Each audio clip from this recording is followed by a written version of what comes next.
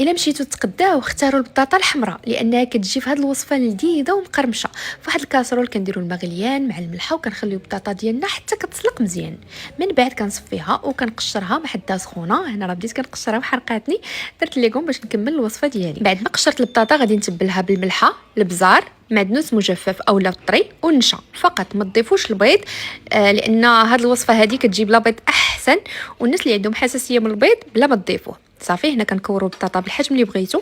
كنكون خديت واحد المقيله درت فيها الزيت تكون سخونه وكنطيب البطاطا ديالي وانا كنحرك مزيان. بطبيعه الحال النار غادي تكون متوسطه، ما تنقصوش عليها باش ما تقصحش لكم البطاطا.